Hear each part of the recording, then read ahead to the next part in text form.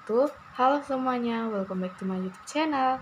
Jadi, di video kali ini saya akan menjelaskan mengenai apresiasi prosa fiksi. Nah, kata prosa diambil dari bahasa Inggris yaitu prose. Kata ini sebenarnya menyandang pada pengertian yang lebih luas, tidak hanya mencakup pada tulisan yang digolongkan sebagai karya sastra, tapi juga karya non-fiksi seperti artikel, esai, dan sebagainya. Agar tidak terjadi kekeliruan, pengertian prosa pada buku ini dibatasi pada prosa sebagai genre sastra. Nah, dalam pengertian kesastraan, prosa sering diistilahkan dengan fiksi atau fiction, teks naratif, atau wacana naratif. Nah, prosa ini yang sejajar dengan istilah fiksi dapat diartikan sebagai karya naratif yang menciptakan atau menceritakan sesuatu yang bersifat rekaan, tidak sungguh-sungguh terjadi di dunia nyata. Nah, tokoh, peristiwa, dan latar belakang dalam fiksi bersifat imajiner. Prosa fiksi baru merupakan rekaan dalam kesastraan Indonesia baru.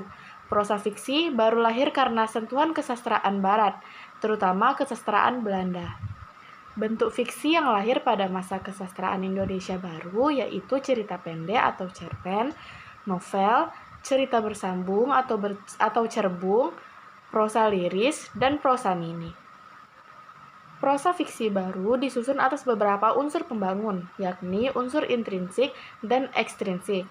Unsur intrinsik berhubungan dengan tema hingga amanat dalam karya.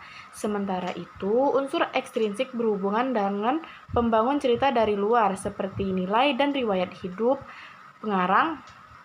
Prosa fiksi baru dapat diapresiasi. Apresiasi fiksi baru dapat dilakukan dengan menilai isi karya sastra. Penilaian tersebut dapat dijadikan acuan apresiasi dengan cara mengaitkan isi karya dengan kehidupan masa kini. Nah, nilai-nilai kebaikan dalam karya dapat diangkat dan dijadikan bahan apresiasi. Dengan demikian, mengapresiasi prosa fiksi baru dapat menjadi contoh bagi kehidupan di dunia nyata. Pada akhirnya, mengapresiasi prosa fiksi baru dapat menjadi pembelajaran berharga bagi para pembaca. Prosa fiksi meliputi dongeng, cerita pendek, dan novel, sedangkan prosa non-fiksi meliputi biografi, autobiografi, dan esai. Prosa fiksi kemudian dibagi lagi menjadi kategori prosa lama dan prosa baru. Bentuk prosa lama yaitu hikayat, sejarah, dongeng, dan cerita berbingkai. Sedangkan bentuk prosa baru yaitu novel, cerpen, roman, dan lain-lain. Oke, mungkin cukup sekian penjelasan dari saya. Lebih dan kurangnya saya mohon maaf. Jangan lupa like, comment, dan share ya teman-teman. Thank you for watching. See ya!